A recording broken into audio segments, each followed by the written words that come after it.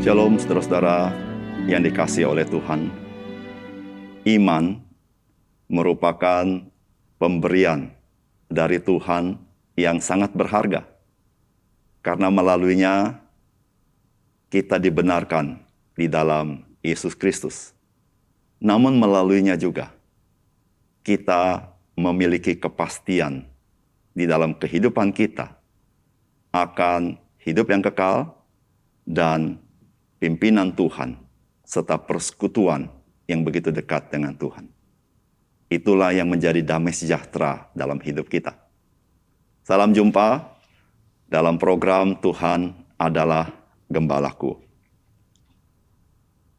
Keyakinan yang dimiliki manusia telah memberikan sumbangsih yang signifikan dengan apa yang terjadi di dalam dunia ini dari masa ke masa.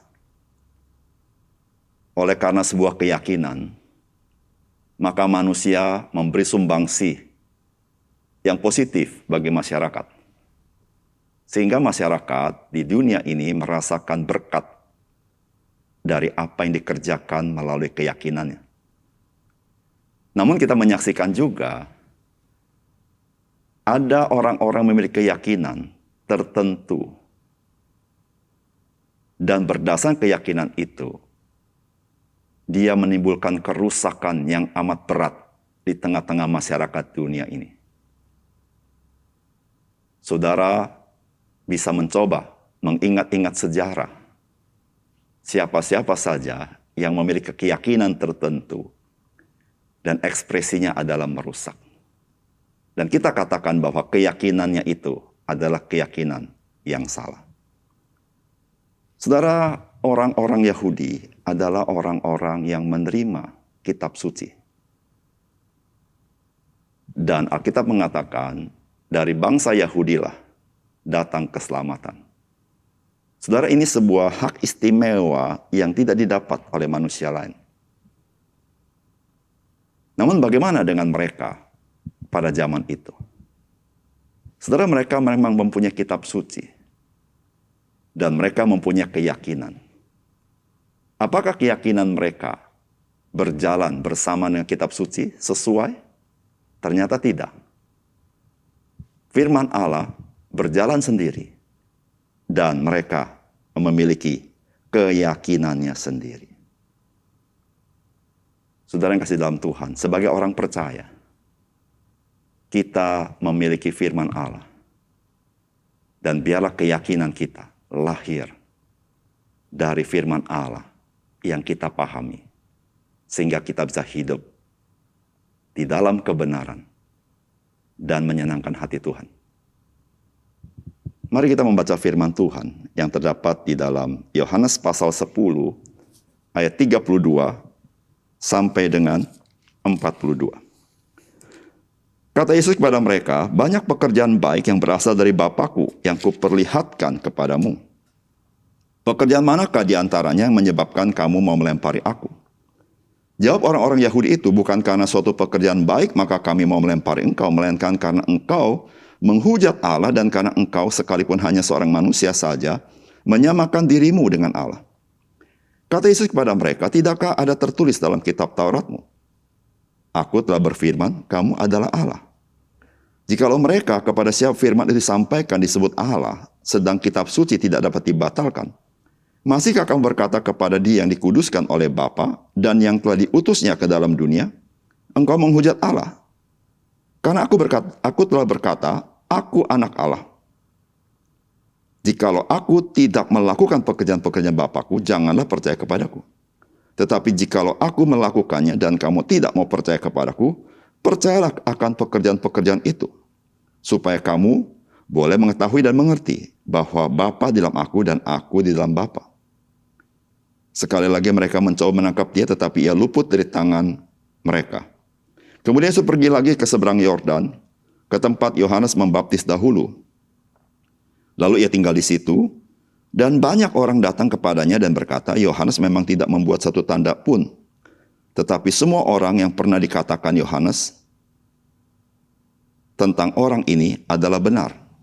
Dan banyak orang di situ percaya kepadanya. Saudara yang dikasihi oleh Tuhan, pertanyaan Tuhan Yesus seharusnya juga menjadi pertanyaan manusia dari masa ke masa. Yaitu bagaimana orang Yahudi mau membunuh seseorang yang mengajarkan kebenaran dan kebaikan. Dan melakukan apa yang dia ajarkan. Dan saudara, kita perlu menggarisbawahi mengapa orang Yahudi mau membunuh Yesus. Saudara, ini sebuah pelajaran dari zaman ke zaman, dan seringkali manusia melakukan apa yang dilakukan orang-orang Yahudi pada zaman itu. Saudara, apakah pesan firman Tuhan bagi kita? Saudara, yang pertama, pekerjaan yang Tuhan Yesus kerjakan adalah pekerjaan yang baik karena berasal dari Bapa di surga. Firman Tuhan berkata, kata Yesus kepada mereka, banyak pekerjaan baik yang berasal dari Bapakku yang kuperlihatkan kepadamu. Pekerjaan manakah di antaranya yang menyebabkan kamu melempari aku?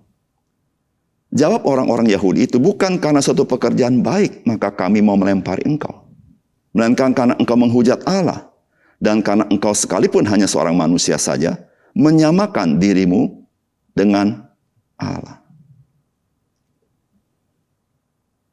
Saudara yang kasih dalam Tuhan,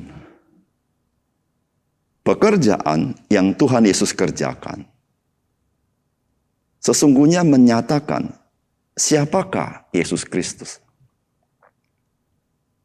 Dia adalah Mesias. Dia adalah anak Allah. Karena pekerjaan yang baik itu adalah pekerjaan yang dimandatkan oleh Allah Bapa kepadanya. Tidak ada pekerjaan Tuhan Yesus yang bukan pekerjaan yang baik.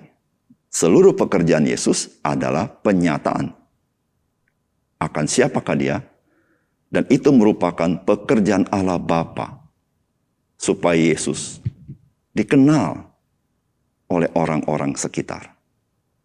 Namun saudara-saudara yang kasih dalam Tuhan, orang-orang Yahudi tidak bisa melihat pekerjaan-pekerjaan Tuhan Yesus ada kaitannya dengan siapakah dia. Sedangkan di dalam kitab suci Perjanjian Lama telah dinyatakan bahwa pekerjaan-pekerjaan yang Mesias lakukan ada kaitannya dengan identitas Mesias itu. Dan Mesias itu ilahi. Saudara, disinilah saudara-saudara yang kasih dalam Tuhan. Yesus mengatakan, percayalah kepada pekerjaan-pekerjaan itu. Ketika engkau percaya, maka engkau akan mengenal bahwa aku di dalam Bapa dan Bapa di dalam aku. Saudara yang kasih dalam Tuhan, ketika seseorang tidak percaya, maka dia tidak sanggup melihat. Namun ketika orang itu mulai percaya, barulah dia bisa melihat. Karena mengenal Yesus adalah pekerjaan rohani yang tidak sanggup dikerjakan oleh manusia-manusia yang sifatnya lahiriah semata-mata. Saudara yang kasih dalam Tuhan, Injil Yohanes ketika berbicara tentang mujizat, Injil Yohanes memakai kata tanda-tanda yang Yesus kerjakan. Artinya, mujizat itu menunjuk kepada sesuatu yang lebih dalam, yaitu memberitahukan siapakah yang membuat mujizat. Dialah itu Mesias. Dialah itu anak Allah. Saudara yang kasih dalam Tuhan, seringkali seseorang menghakimi orang lain dengan begitu saja, tanpa sungguh-sungguh mengenalnya dengan baik. Dan kita sebagai orang percaya, janganlah kita dengan begitu saja mudahnya menghakimi orang lain tanpa mengenal baik-baik. Saudara yang kasih dalam Tuhan, biarlah kita menjadi orang-orang ketika melihat apa yang terjadi di dalam kehidupan seseorang. Kita bijaksana, sehingga kita tidak menjadi orang yang main hakim sendiri tanpa mengenal kebenaran. Yang kedua, Saudara, Yesus Kristus dengan jelas menyatakan diri bahwa dia adalah anak Allah. Dan dia satu kesatuan dengan Allah Bapa. Firman Tuhan berkata, kata Yesus kepada mereka, tidakkah ada tertulis dalam kitab Tauratmu? Aku telah berfirman, kamu adalah Allah. Jikalau mereka kepada siapa firman itu disampaikan disebut Allah, sedang kitab suci tidak dapat dibatalkan, masihkah kamu berkata kepada dia yang dikuduskan oleh Bapa dan yang telah diutusnya ke dalam dunia, engkau menghujat Allah karena aku telah berkata, aku anak Allah? Jikalau aku tidak melakukan pekerjaan-pekerjaan Bapakku, janganlah percaya kepadaku. Tetapi jikalau aku melakukannya, dan kamu tidak mau percaya kepadaku, percayalah akan pekerjaan itu, supaya kamu boleh mengetahui dan mengerti bahwa Bapa di dalam aku dan aku di dalam Bapa. Sekali lagi mereka mencoba menangkap dia, tetapi ia luput dari tangan mereka. Saudara yang kasih dalam Tuhan, apa yang menjadi keberatan dari orang-orang Yahudi kepada Tuhan Yesus, dan kepada siapa mereka mengidolakan diri mereka, sebagaimana yang tercatat di dalam kitab suci Perjanjian Lama, sungguh telah menampar mereka, bukan? Saudara, mereka mengatakan Yesus menghujat Allah karena menyamakan diri dengan Allah. Namun ternyata dalam Perjanjian Lama, mereka yang menyampaikan firman Allah disebut Allah. Yaitu ketika Musa dibantu oleh Harun untuk menyampaikan firman Allah, maka Allah berkata, engkau sebagai Allah bagi Harun. Bukankah Musa menjadi idola mereka? Bukanlah mereka membandingkan Yesus dengan Musa. Sedangkan Musa adalah manusia biasa. Tetapi karena Allah berbicara kepada Musa untuk disampaikan oleh Harun kepada masyarakat Yahudi pada zaman itu, maka Allah berkata, kamulah Allah bagi Harun. Saudara, kalimat ini bukan berarti Musa adalah Allah itu sendiri. Tetapi ketika Yesus yang diutus oleh Allah Bapa dan yang dikuduskan oleh Allah Bapa, dan dia itu adalah anak Allah itu sendiri, bukankah hal itu harusnya diterima oleh masyarakat Yahudi pada zaman itu? Karena Mesias itu ilahi. Itu tercatat dalam kitab suci. Oleh karena itu, saudara yang kasih dalam Tuhan, ketika kita belajar firman Tuhan, ketika kita merenungkan firman Tuhan, maka saudara-saudara, kita akan menemukan kebenaran-kebenaran Tuhan terkait dengan Yesus Kristus. Akan siapakah dia?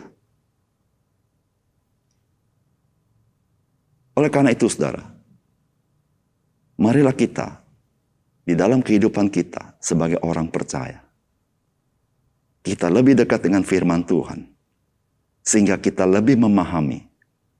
Semakin kita memahami firman Tuhan, semakin kita mengenal Dia yang telah ditulis di dalam kitab suci.